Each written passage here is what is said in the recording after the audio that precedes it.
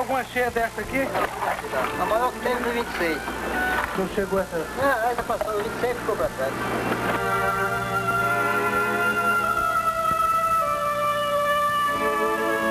Essas filmagens foram realizadas no Baixo Tocantins no início de março de 1980. Registram aspectos ou consequências da maior cheia já observada neste rio entre as cidades de Marabá e de Tucuruí. Neste trecho, o reservatório da usina hidrelétrica de Tucuruí, a ser formado em 1983, ocupará 2.200 km². Marabá, fora da área a ser represada, tem a 1º de março de 1980 este aspecto.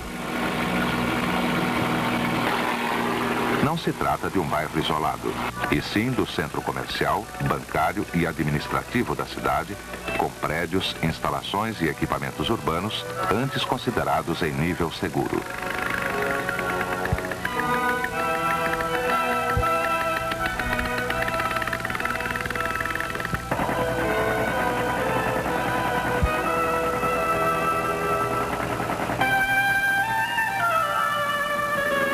Itupiranga, situada no remanso da futura represa, foi construída longe do rio, alvo de cheias. Já os núcleos urbanos, a serem inundados em 1983, acham-se quase que totalmente submersos pela cheia natural de 1980.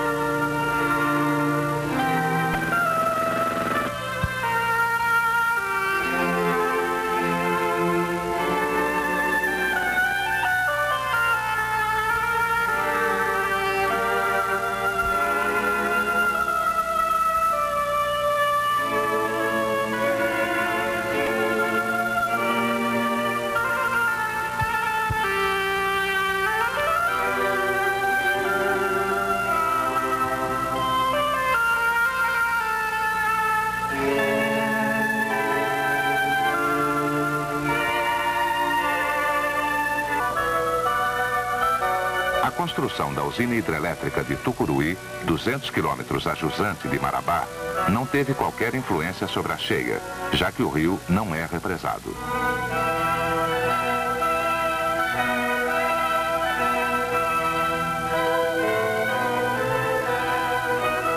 O nível mais alto da água montante da obra, devido à ensecadeira, anula-se totalmente em poucos quilômetros.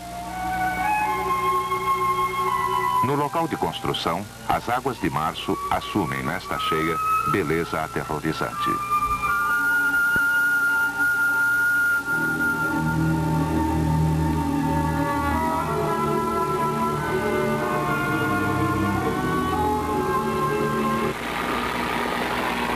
Na cidade de Tucuruí, 7 quilômetros a jusante do canteiro, o rio subiu 15 metros em relação a seu nível de estiagem.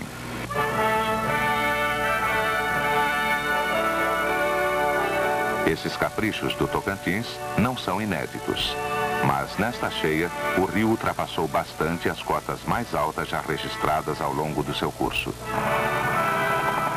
Consequência indireta: colapso durante 30 dias no suprimento do canteiro em materiais e, sobretudo, em gêneros alimentícios para 35.000 pessoas.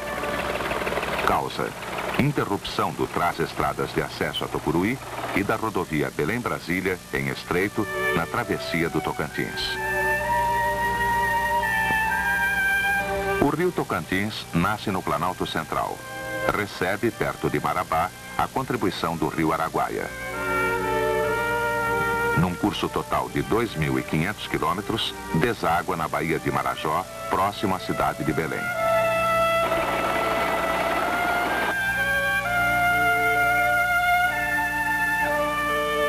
Os dois rios, de grande potencial hidrelétrico, drenam uma bacia de quase 800.000 km², com regime de chuvas predominantemente tropical. A observação hidrológica sistemática na bacia foi iniciada em 1949 nos postos instalados em Conceição do Araguaia e em Porto Nacional. O dimensionamento das obras de desvio para a construção da usina de Tucuruí foi determinado a partir desses dados. A vazão máxima de desvio foi estabelecida em 51 mil metros cúbicos por segundo. Os estudos hidráulicos, no modelo reduzido, determinaram que para uma vazão de 51 mil metros cúbicos por segundo, a ensecadeira deveria ter a montante sua crista na cota 27 e a jusante na cota 19. No trecho fundo do rio, a ensecadeira atinge assim a altura descomunal de 57 metros. Sua largura, na base, é em média de 200 metros.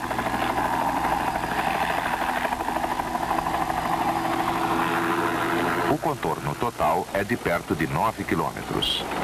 O volume global de rocha e terra para sua construção foi de 9 milhões e 200 mil metros cúbicos. Construída em duas fases, a ensecadeira foi concluída em 1978. Na área ensecada estão sendo construídas a casa de força, o vertedouro e parte da barragem de enrocamento. A concretagem das estruturas foi iniciada em dezembro de 1978. Desde 1978, o rio, estrangulado, corre pelo canal da margem direita.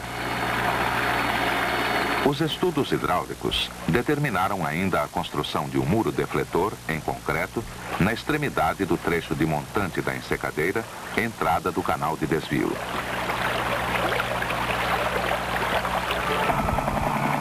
Construído no decorrer de 1978, este defletor é visto aqui já pronto em julho de 1978, período seco, na fase mais crítica da grande cheia, a 2 de março de 1980. Sem o defletor, a ensecadeira poderia ser destruída. Embora a maior, a cheia de 1980 não é a primeira enfrentada na obra. Brindada pela natureza, Tucuruí, iniciada em 1976, sofreu em 4 anos, 4 entre as 7 maiores cheias conhecidas. Um recorde. Para a previsão de vazões, o sistema montado pela Eletronorte é composto de 5 postos de observação ligados por rádio a uma estação-chave em Brasília. No período chuvoso, de janeiro a maio, as leituras diárias são recebidas diariamente pelo consórcio projetista que as interpreta. Devido às características hidrológicas da bacia, as vazões afluentes a Tucuruí podem ser previstas com antecedência de 7 dias e com precisão razoável. Este prazo é suficiente para alertar populações ribeirinhas, adotar na obra medidas de emergência e, na pior hipótese, retirar os equipamentos da ensecadeira e proteger vidas humanas. A situação de pré-alerta em Tucuruí estabelece-se quando a vazão atinge 35 mil metros cúbicos por segundo. Em 1980, esta vazão é assinalada a 16 de fevereiro. A partir desta data, o rio vem subindo de forma inquietante, exigindo um primeiro alteamento no trecho de jusante da ensecadeira. A vazão de desvio, 51 mil metros cúbicos, é alcançada a 25 de fevereiro. A cota a montante é de 23 metros e 54. A jusante, de quase 18 metros. No dia 27, a vazão é de 55 mil metros cúbicos por segundo. Cota de montante, 24 metros e 56. De jusante, 18 metros e 61. As águas continuam subindo a média de 50 centímetros por dia. Caracteriza-se uma situação excepcional sem precedente conhecido. Segundo as previsões, o pico da cheia deverá ocorrer a 2 de março, com uma vazão da ordem de 60 mil metros cúbicos por segundo. O nível da água a jusante deverá ultrapassar 20 metros e a montante atingir praticamente a crista da ensecadeira, ou seja, a cota 26 metros e meio, com ameaça de overtopping. 29 de fevereiro. A vazão já atinge 59 mil metros cúbicos por segundo. Junto ao defletor, a velocidade da água ultrapassa 12 metros por segundo.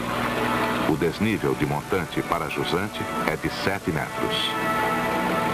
O comportamento da ensecadeira, solicitada bem acima do previsto, parece exemplar. As obras de concreto prosseguem normalmente. Infiltrações no braço de montante da ensecadeira não apresentam perigo aparente, já que de água limpa, volume pequeno e constante. Alarmante, isto sim, é o carreamento de material de proteção na junção do defletor e a jusante da obra, o surgimento de ondas de refluxo descomunais que erodem a saia da ensecadeira. O rio virou mar.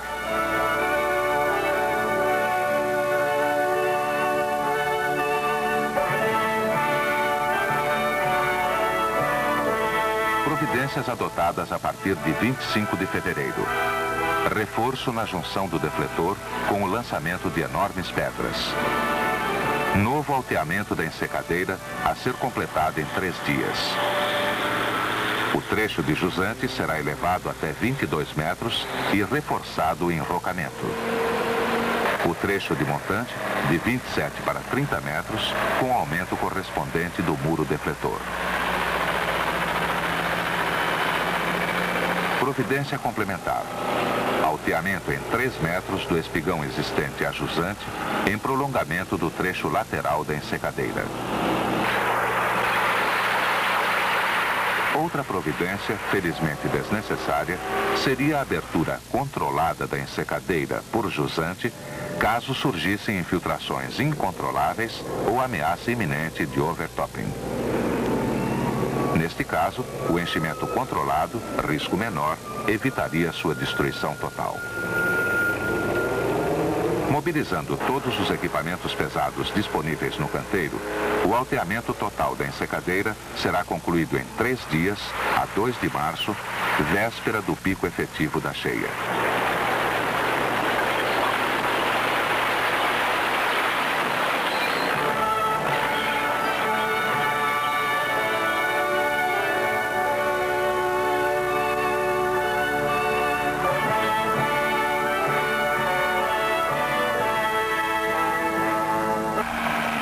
O alteamento de jusante, providencial, evitou de fato a inundação da obra.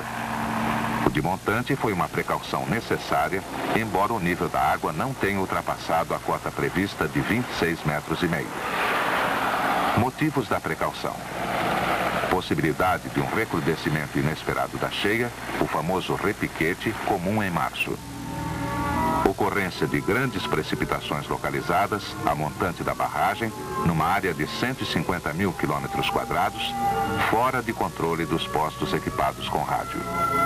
Tal ocorrência poderia provocar em Tucuruí e em um dia uma descarga adicional superior a 5 mil metros cúbicos por segundo. Para o controle da área problemática, a Eletronorte contou com a cooperação da CESP, Companhia Energética de São Paulo S.A. Desde o início da cheia, a CESP forneceu dia a dia previsões de pluviosidade baseadas em informações obtidas por rádio-sonda e satélites meteorológicos.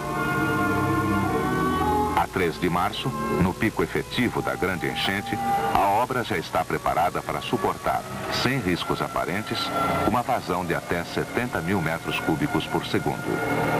A vazão efetiva é de 61 mil metros cúbicos por segundo.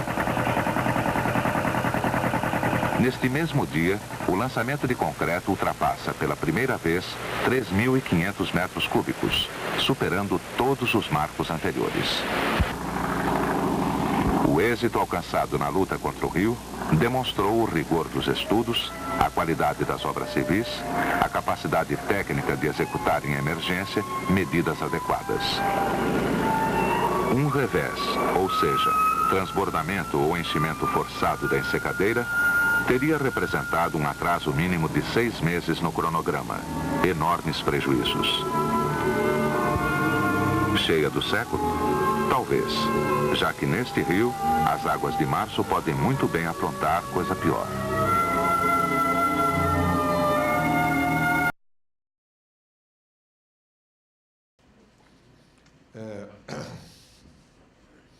Bom, isso é interessante do filme que vocês viram,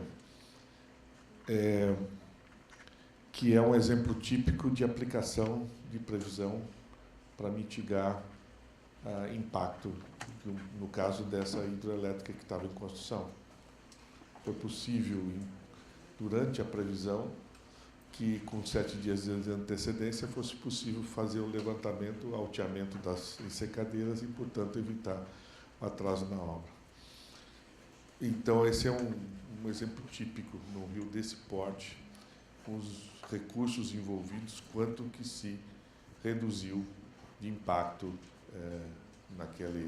naquela ocorrência.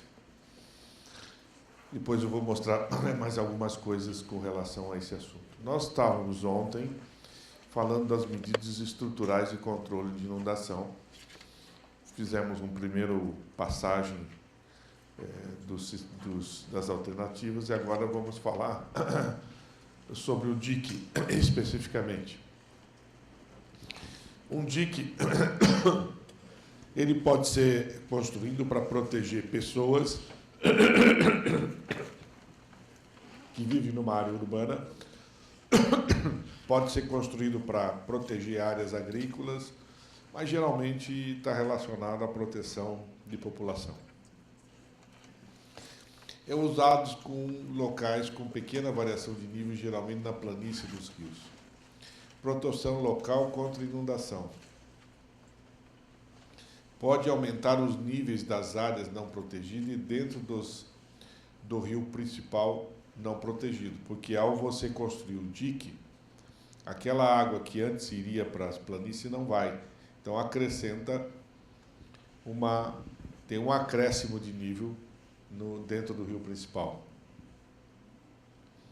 Importante gestão de risco de rompimento, ocupação apenas com verticalização. Bom, aqui é o seguinte, ao você fazer essa proteção aqui, mesmo que ele tenha até 6 metros, existe um risco, e ele deverá acontecer em algum momento, de uma cota maior do que a de projeto, mesmo que, porque você assumiu um risco, e esse risco pode ser superado. Portanto, o próprio projeto tem que prever onde romper, para evitar maiores danos ou minimizar os danos. E segundo, deve-se procurar evitar construções com casas e mais com verticalização, porque mesmo se romper, os primeiros 3 metros estariam mais protegidos. Então, essa é o que eu quero dizer aqui. Importante gestão de risco de rompimento, ocupação apenas com verticalização para aumentar a resiliência. A escolha do tempo de retorno deve levar em conta a vida útil do dique e as consequências do rompimento. Usando aquela equação que eu mostrei, se você fizer um dique com proteção para 100 anos, você tem 26% de chance, ou quase 30% de chance de ocorrer pelo menos um evento de rompimento nos próximos 30 anos. Portanto, não é trivial. Se você construir um dique de 25 anos de tempo de retorno,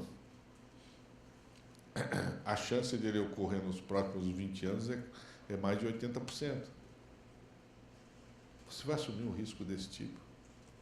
Essa é a grande pergunta, quer dizer, diques você não pode fazer um tempo de retorno muito baixo, né? Então, esses cuidados devem estar, porque você está acostumado, todo mundo usa tempo de retorno e mistura tudo, né? Em drenagem urbana eu uso 10 anos. Mas drenagem urbana é uma coisa, dique é outra. Dique, quando ele romper, ele gera uma onda que destrói as casas. Então, nem 25 anos. 25 anos é muito baixo para proteção de dique, porque a chance dele ocorrer nos próximos 5 anos é muito alta. Então, a gente tem que entender, quando a gente escolhe um risco de projeto, quais são os riscos que nós vamos estar sujeitos nos próximos anos. Então, esse é um cuidado. E você pode ter diques aqui. Esse é o tipo do cenário de um dique em que a contribuição lateral nessa região da bacia hidrográfica é pequena. Quando a contribuição lateral da bacia lateral é pequena, você vai, a parte lateral aqui vai ter uma drenagem lateral com bombeamento. E não vai. Professor, bom dia. Pois não. Quando você faz a opção por um DIC desse, você deve ter levantar os dados, o diagnóstico e tal. Como que fica a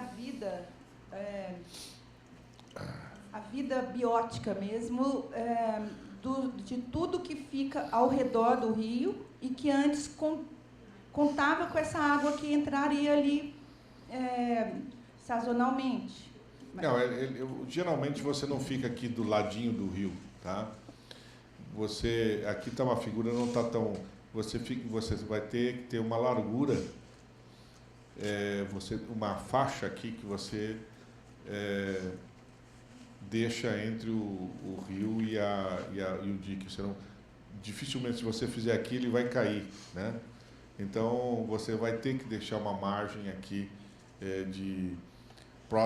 próximo ao rio, tá? Você vai ter ainda, continua tendo extravasamento nessa região aqui e tem o escoamento que vem da planície. O problema é que você não faz dique para todo lado. Essa área já é uma área mais urbanizada. Você está fazendo dique porque já é uma área bastante urbanizada. Por isso que você está querendo proteger aquela população. Já está bastante antropizada, né, nesse sentido. O que eu quero mostrar aqui também é o seguinte. Então, aqui a contribuição lateral é pequena. Então, você pode fazer a bacia de contribuição lateral.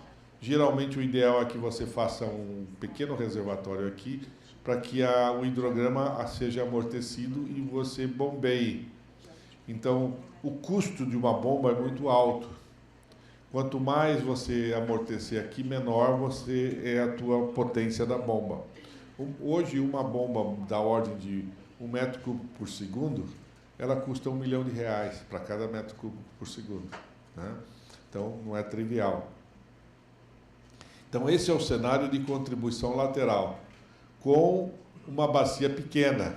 Quando eu falo pequena, é 2, 5, 3, talvez 10 quilômetros quadrados. Dali para frente, você não consegue fazer mais isso aqui, e tem um outro tipo de layout que você pode fazer. Cenário de estrutura para contribuição, com hidrograma pequeno, contribuição lateral com hidrograma com vazão alto, desvio de montante. O dique deve ser complementado pela drenagem das áreas laterais.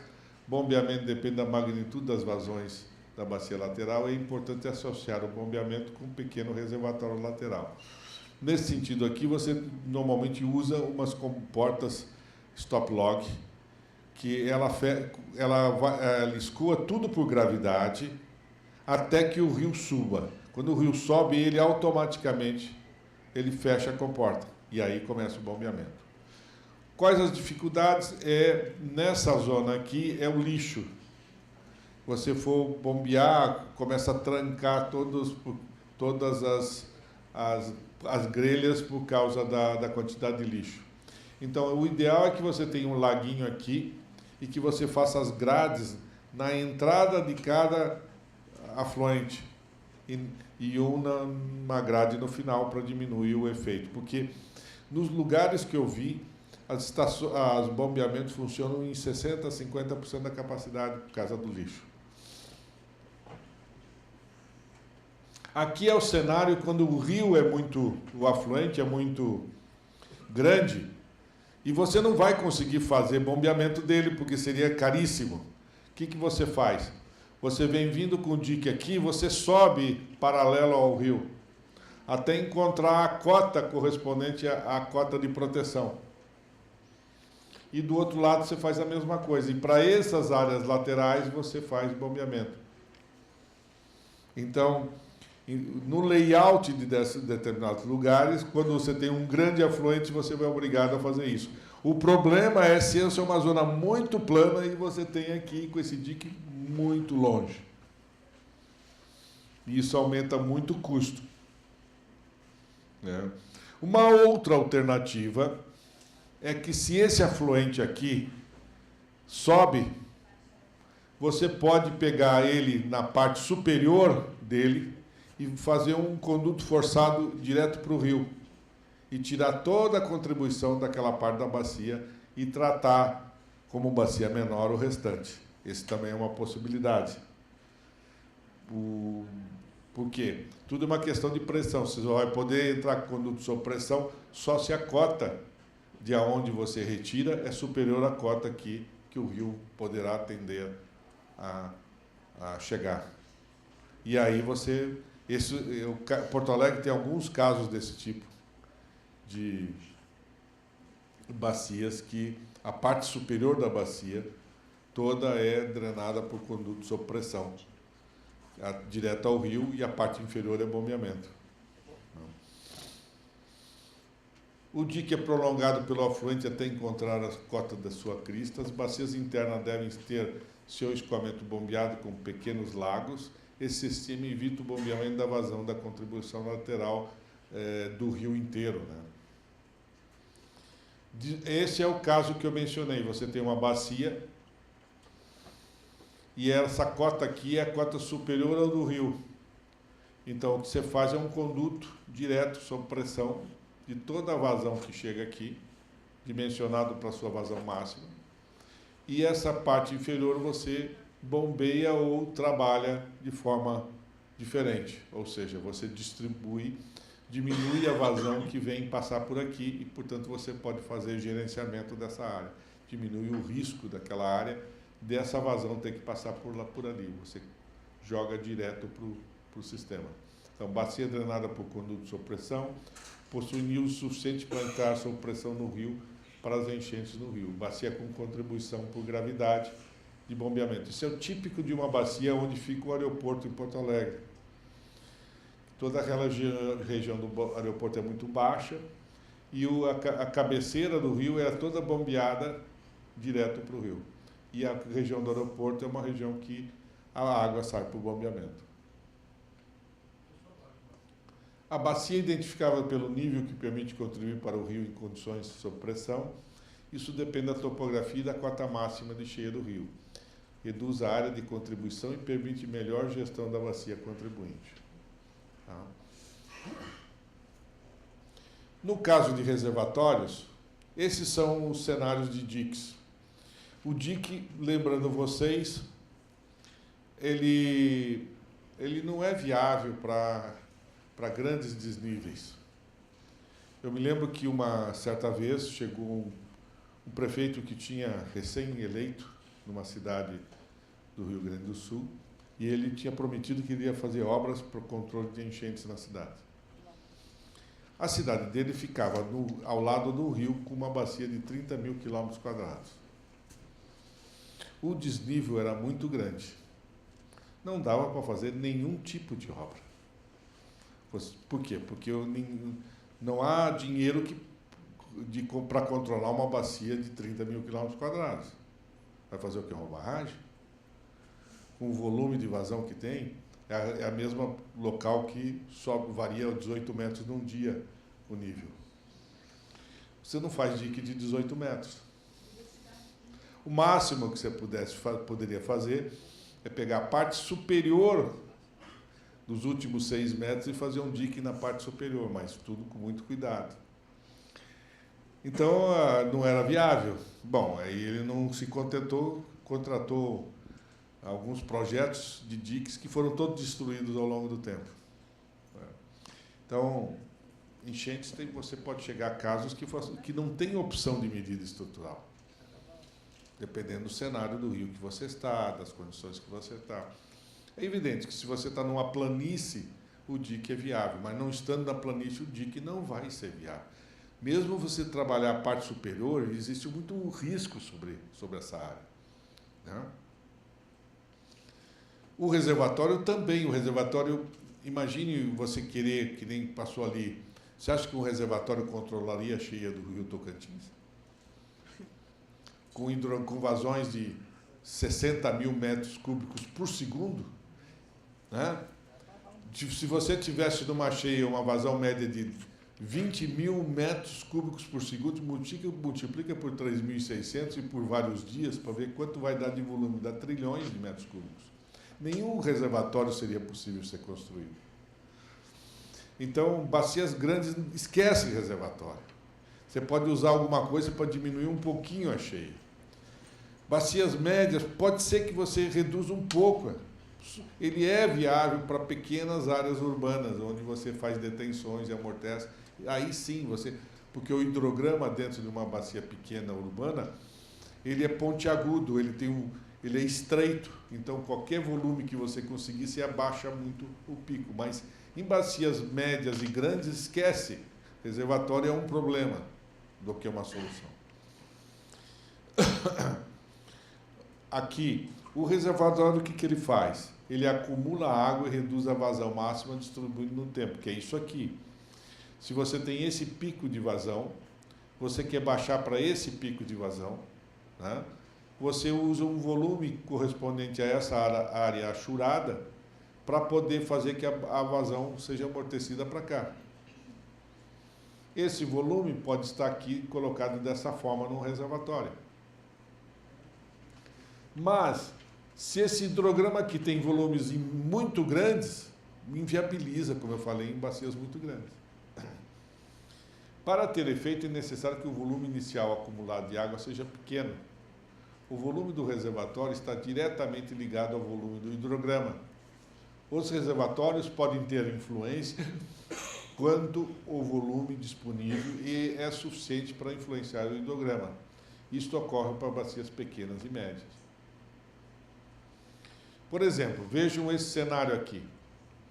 E eu comecei a guardar todos os volumes que chegavam, desde essa cheia pequenininha. Quando chegou a cheia maior, olha a diferença do pico. Quase nenhuma. Agora, se eu começo a guardar somente a partir daqui, eu posso fazer uma redução do pico daqui para cá. Então, a gestão da operação do reservatório com seus dispositivos de saída é fundamental para que ele possa ser utilizado de forma adequada. Condição operacional em que o volume que chega é acumulado, reduzindo a capacidade para amortecer os picos que seguem. Condição operacional em que o volume que entra escoa para o jusante até a vazão crítica, que é crítico. A partir desse valor, o volume é retido no reservatório, faz com que você amorteça mais. Reservatório como uso múltiplo, que é o que acontece no setor elétrico brasileiro, eles chamam, você cria um chamado volume de espera. Digamos que esse aqui é o teu volume útil. Quando você começa o período chuvoso e você quer prever ou reduzir, amortecer uma determinada cheia, você fala, eu vou criar um volume, um espaço aqui no reservatório, eu rebaixo ele para esperar as grandes enchentes. E esse volume é calculado em função das estatísticas das cheias passadas. Esse é um método não muito eficiente. Por que ele é não muito eficiente? Porque se eu puder prever vazão, eu não preciso rebaixar esse volume. Eu posso fazer com que, em tempo real, ao prever uma vazão maior, eu rebaixo antes dela chegar. Então, eu só vou rebaixar quando vier efetivamente uma enchente. Mas isso não é feito no setor elétrico. Por que não é feito? Porque o operador não ganha nada com isso. Né? Porque o sistema é baseado no seguinte: a tua energia firme é calculada na hora que você faz o contrato, com base na série histórica. E se você melhorar a tua turbina, se você fizer coisa no reservatório, você não ganha nada. Aí tudo é distribuído proporcionalmente. Então é a mesma coisa que você está num restaurante com 500 pessoas. Quanto você vai diminuir tua conta se você economizar no teu pedido? Muito pouco, né? E quando é coletivo dessa forma, ninguém dá bola porque o custo é coletivo. É a mesma coisa no setor elétrico. Tá? Então, qualquer eficiência que o cara introduza, ele não ganha. Então, para que ele vai aumentar a eficiência? Então, tem uma série de coisas que não são... E eu acredito que se o cara fosse premiado pela eficiência, seguramente nós teríamos muito mais energia nesse país. Mas esse é um exemplo, entre outros que tem, né, que poderia o sistema ser um pouco mais inteligente. Mas o objetivo aqui, então, é criar esse volume de espera para amortecer. Por quê? Porque o controle de enchentes e a produção de energia são objetivos conflitantes. Porque energia você quer o nível mais alto possível no reservatório. E controle de enchentes você quer o mais baixo possível. E ele é conflitante também com o abastecimento da água, com o atendimento de irrigação, né? Por isso que você tem que, no uso múltiplo, fazer escolhas, trabalhar com volumes de negociação, ou seja, que você escolhe quando vai fazer o rebaixamento do reservatório para poder proteger a inundação. Por exemplo, se eu tivesse um reservatório de abastecimento d'água e quisesse amortecer enchente também, abastecimento d'água eu quero lá em cima, enchente eu quero lá embaixo. Como é que eu posso negociar? Algo semelhante como o volume de espera. Até porque, no abastecimento d'água, quando começa o período chuvoso, eu posso ir rebaixando ele devagarzinho. À medida que eu sei que aquele período chuvoso é significativo, por quê? Porque eu sei que não vai faltar água. Então, eu posso rebaixar porque está chegando água, né? Então, eu posso ter um volume de espera que ele seja variável ao longo do período chuvoso. A outra ação estrutural, que é a alteração da seção de escoamento, aumento da seção de escoamento, diminuição da rugosidade, aumento da declividade do trecho. Essas ações necessitam atuar sobre um trecho muito longo para que tenha efeito. E é necessário análise do impacto ambiental sobre o leito de escoamento, geralmente solução de alto custo e com impactos ambientais importantes. Então, por exemplo, aqui, imagine que aqui seja a linha d'água de inundação. Inunda esses locais aqui, ó. O que eu estou fazendo para reduzir a enchente? Eu estou rebaixando o fundo do rio para a linha d'água ficar aqui.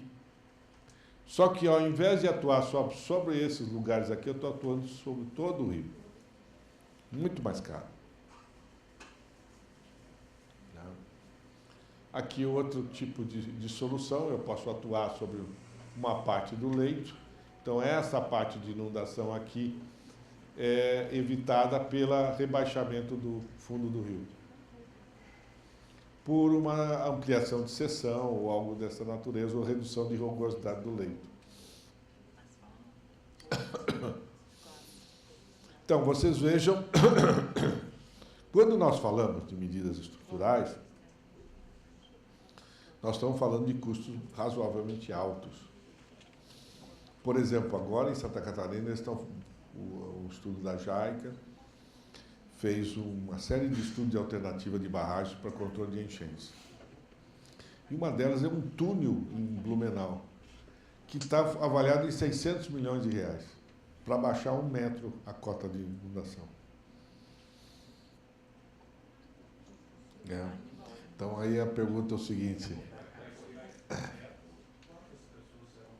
Sim, aí você tem que avaliar isso, mas dificilmente você vai ter um benefício superior a esses 600 milhões. Né? E aí eu vou mencionar mais adiante como que você calcula análise benefício das enchentes. Então, o que eu quis dizer com esse valor é a magnitude dos valores envolvidos nos projetos de controle de enchente. Qualquer diquezinho já começa em 50, 100 milhões. Né? Então, são obras muito caras, que tem que ser justificada pela proteção de um certo número de pessoas. Agora, a pergunta é o seguinte, se eu vou proteger 10, 15 mil pessoas. Quem vai pagar a conta? É o beneficiado ou é a viúva? Viúva, entenda o Estado brasileiro. Então, é uma pergunta... Você fala assim, não, mas população pobre, tal. Tudo bem, é uma questão de escolha, né? Então, nós estamos acostumados a transferir para a viúva todos os problemas da nação. Então, nós ainda não introduzimos nesse país a questão da eficiência, ou seja, esse investimento que eu estou fazendo está reduzindo outros custos. Vejo o exemplo de metrô. Um metrô custa 50, 60 milhões de dólares por quilômetro e só é viável com subsídio, né, federal para construir. Aí a pergunta a pergunta sempre ocorre. Então, toda a nação do país vai pagar pelo metrô de São Paulo, do Rio, seja daquela cidade? É outra pergunta, né? São questões como essa que dificilmente perpassa a nossa sociedade. Uma sociedade que discuta eficiência vai falar assim, não, pode valer a pena porque eles trazem tantos impostos daquela região, ou seja, se discute um pouco de como distribuir os custos e não cair sempre num fundo geral da sociedade, né? Inundação também. Você vai proteger, você pode dizer, não, tem questões sociais aqui que merecem ser investido nisso. Mas sempre uma decisão política, pública, dos interesses de conjunto da sociedade. É importante isso. Independente de ser favorável ou não a uma questão, essas são questões que têm que ser tomadas dentro de um âmbito mais aberto, mais transparente de tomada de decisão. As medidas não estruturais, elas são mais baratas e mais representam as questões em que você convive com o problema e quando muitas vezes não é viável você fazer medidas estruturais, ou parte das medidas são estruturais e parte são não estruturais. Então, as principais, seguro de inundação, depende da oferta do mercado e da viabilidade de um seguro nacional. Proteção individual, são obras que protegem uma determinada área específica, como pilotis, muros e comportas. Previsão de cheia em tempo real, que é para alerta de antecipado de que a cheia está chegando e que você possa se proteger. E zoneamento de área de inundação, que é preventivo. Tem um exemplo, por exemplo, em Belém do Pará, tem uma área central de comércio, não sei qual o nível de comércio que tem, mas que todo março ela inunda, de 1 a 2 semanas. Só que todos os prédios têm 2 pisos, então quando chega esse período, todo mundo leva as coisas para o segundo andar, já sabe o que vai acontecer, espera passar e volta tudo à vida normal. Ali eles não precisam de previsão, porque geralmente eles já têm uma ideia quando vai acontecer. Mas conviver com a inundação é isso, você pode ter uma região da cidade. Por exemplo, nas ilhas do Guaíba, não se deixa construir casas de um piso, justamente porque quando vem a inundação, a pessoa pode se movimentar para o segundo piso, continuar a conviver de alguma forma, ou se proteger naquele período que a inundação ocorre. Então, tem práticas e práticas que podem ser trabalhadas para você conviver com o problema, sem que você tenha uma medida significativa estrutural. O ideal é que você sempre tenha um alerta antecipado para que você possa conviver com o problema. E o zonamento envolve você não proibir tudo, mas proibir naqueles lugares de alta frequência, evitar que as pessoas produzam problemas em trechos que transfiram o problema para outros, mas conviver com a inundação em parte da zona de inundação. Então, um sistema de alerta de previsão em tempo real envolve os seguintes aspectos: sistema de coleta e transmissão de informações, uma telemetria, sistema de processamento de informações, que é uma base de dados, um modelo de previsão de vazões e níveis, seja ele a partir da chuva, a partir de radar, seja a partir do que for. E depois, procedimentos para acompanhamento e transferência de informações para a defesa civil e sociedade. Você tem que ter já estabelecido as regras, como você vai atuar junto a essas entidades. E planejamento das situações de emergência através da defesa civil. Então, você tem lá a tua rede de monitoramento. Aqui eu botei um centro de previsão, mas não precisa ser um centro de previsão. Hoje em dia, basta que você tenha um computador. Né? Basta que tenha um computador que recebe a informação e processa. Mas pode ser centralizado ou não. Sistema de recepção e processamento dos dados, modelo de previsão, avaliação e previsão da alerta e a transferência de informação para a defesa civil. E aqui você tem programas preventivos, alerta dos sistemas, alerta da população, remoção da população e atendimento de emergência. Esse é mais ou menos a configuração básica do sistema dessa ordem. Quanto ao zoneamento de inundação, ele começa pelo mapeamento. Tá? O mapeamento é, na realidade, você traçar linhas com o mesmo risco dentro da cidade. Com isso, as pessoas sabem qual a parte da cidade que tem um risco, uma probabilidade de ocorrência de inundação. E isso pode ser feito detalhadíssimo, mais ou menos detalhado. Quer dizer, se nós quisermos fazer como os europeus e os americanos fazem, vai demorar um pouquinho, porque tem que ser... Outro dia eu estava em Curitiba e tinha um consultor que queria fazer e queriam fazer levantamentos topográficos com variação de 30 centímetros. Né? Aí você já começa a complicar, porque os custos iniciais de levantamento começam a ficar altos.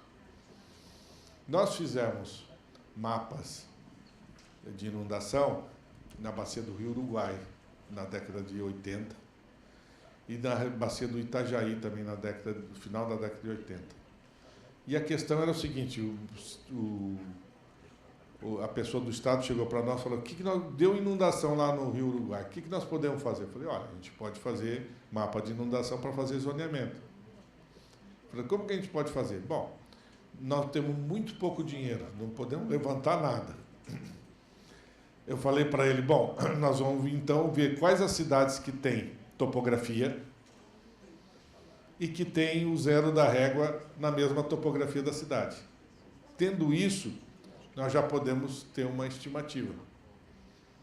Resultado, nós encontramos 6 cidades que tinham o zero da régua referenciado à mesma topografia da cidade.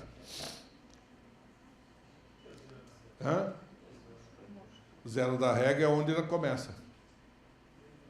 Ela tem um referencial, você tem que saber qual é a cota daquele ponto. Senão, os teus níveis d'água não estão na mesma topografia da cidade. Mapa de cidade, todas as cidades do Brasil têm mapa. Só que você fala: mas não tem problema. Não, todas têm, porque se ela teve abastecimento d'água, foi feito um mapa topográfico. O problema é que nem sempre existe a régua que mede o nível, nem sempre está amarrada à mesma topografia da cidade. Esse é o problema. E segundo, dependendo da cidade, você precisa da declividade da linha d'água ao longo da cidade. Por exemplo, tem uma ponte que estrangula o escoamento, você tem que calcular como a linha d'água vai se comportar. Bom, mas muitas vezes, por exemplo, você vai chegar agora, queremos saber, em todas as cidades de Minas Gerais, rapidamente ter uma ideia do mapa de inundação. você não vai fazer ele com grande precisão, você vai ter uma ideia das áreas de risco da cidade. O que você faz? Você busca lá na empresa de água e esgoto os mapas da cidade, se ela já não tiver. Geralmente é 1 para 10 mil, que tem curva de nível de 5 em 5 metros. Esse é o pior cenário. O melhor cenário é ter de metro em metro. Tá? Aí o que você tem que fazer? Tem posto de observação na cidade? Primeira pergunta. Bom, tem um posto lá. O zero da régua é o mesmo da topografia? Não vai ser, certamente. Então, o que você tem que pedir? Para o topógrafo da prefeitura ir lá e medir qual é a cota do fundo do zero da régua. Com isso, você já sabe, consegue fazer a curva de probabilidade de vazão e níveis máximos naquele local e ter as cotas na seção que passa, que está o posto, você tem os cotas de risco de 10, 20, 50 e 100 anos. Aí como que eu desloco dentro da cidade? Se a declividade do rio, por exemplo, é o Rio São Francisco que está passando, aí não precisa se preocupar muito, porque a declividade dentro da cidade vai ser tão pequena que não é necessário você se preocupar com a variação. Agora, se não é o Rio São Francisco, você teria que ter um topógrafo para medir algumas seções do rio, seria o ideal. Se isso é muito caro, pelo menos a linha d'água, para ter uma ideia da linha d'água ao longo. E aí você transporta as cotas de inundação ao longo da cidade e faz aquele mapa. Bom, aí o cara fala assim, não é preciso? Tem uma série de limitações? Muito bem, mas eu já sei onde inunda. Eu, pelo menos, no plano diretor, vou fazer algumas orientações com relação a essas questões. Se não tem posto na cidade, eu ainda posso usar a regionalização para determinar a curva de probabilidade de vazões para aquela cidade e usar uma equação como curva-chave para determinar as cotas. Não vai ser preciso? Não vai, mas eu vou ter uma boa ideia do mapa de inundação da cidade. O pior dos mundos é não ter informação nenhuma. Então, é possível fazer mapa de inundação. Feito o mapa de inundação, passo seguinte é o zoneamento. Então, esse aqui é o primeiro passo para você fazer o zoneamento. Eu chamo aqui de mapa de alerta, é um outro tipo de mapa que você pode fazer, e aí você precisa mais informações, que é conseguir saber a cota de cada esquina e relacionar ele com o valor da régua. De tal forma que quando for feita uma previsão, a cota na cidade tal vai chegar tanto com previsão de vazão, o indivíduo sabe se a esquina dele vai ser inundada, ou a parte da cidade que vai ser inundada. Isso é uma forma de conviver durante a inundação.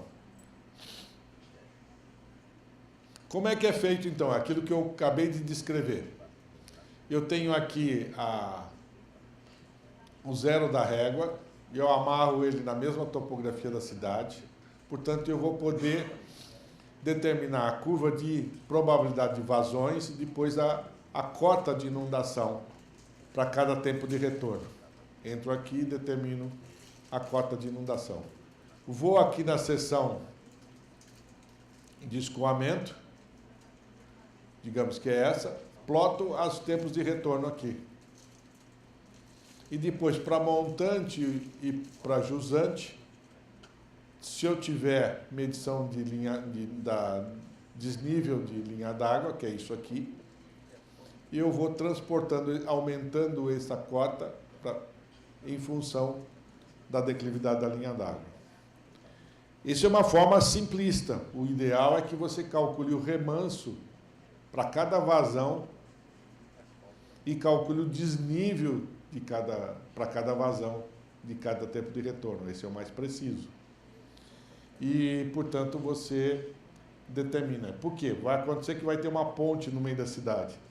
Você vai ter que calcular o remanso considerando a ponte, porque a ponte geralmente estrangula o escoamento e faz efeito para montante. Então, você tem que levar em conta isso também.